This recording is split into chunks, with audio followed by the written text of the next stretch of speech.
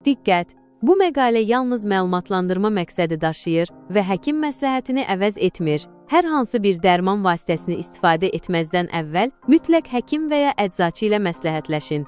Ivermectin Dispersible Tablet 12 mg nədir?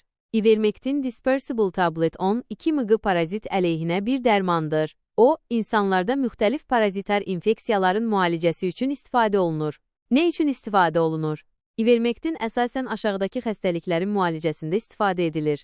Bağırsaq strongiloidozu. Strongiloides stercoralis adlı bir NÖV dəyirmi qurdun səbəb olduğu bağırsaq infeksiyası. Onchocercias, çay korluğu.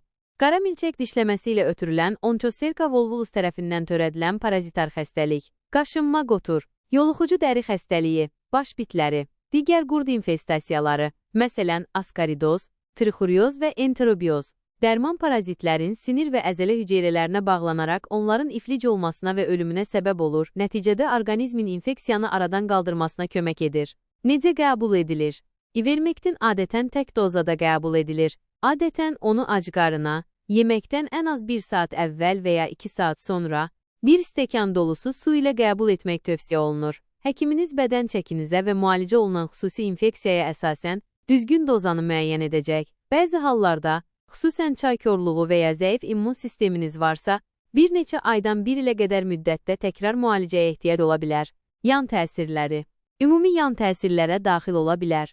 İshal, ürək bulanma, baş gicəllənmə, dəridə qaşınma, yorğunluq, mədə ağrısı, əzələ və ya oynaq ağrısı, şişmiş limfa düyünləri, qızdırma, sepki, üzün, əllərin, ayaqların və ya ayaqların aşağı hissəsinin şişməsi. Vacib qeydlər. Hamiləlik və ana südü ilə qidalanma. Hamiləsinizsə və ya ana südü ilə qidalandırırsınızsa, Ivermectin qəbul etməzdən əvvəl həkiminizlə məsləhətləşin. Alkoqol. Ivermectinlə birlikdə alkoqol qəbul etmək adətən təhlükəsiz deyil. Avtomobil idarə etmə və mexanizmlərlə işləmə. Ivermectin baş gicəllənməyə səbəb ola bilər.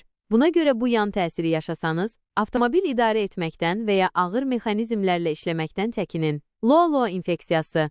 Lo-lo infeksiyasının geniş yayıldığı bölgələrdəsinizsə, ensefalopatiya riski səbəbindən həkiminiz Ivermectin təyin etməzdən əvvəl qiymətləndirmə aparmalı ola bilər. Uşaqlar. Ivermectin adətən çəkisi 15 kiloqramdan az olan uşaqlar üçün tövsiyə edilmir.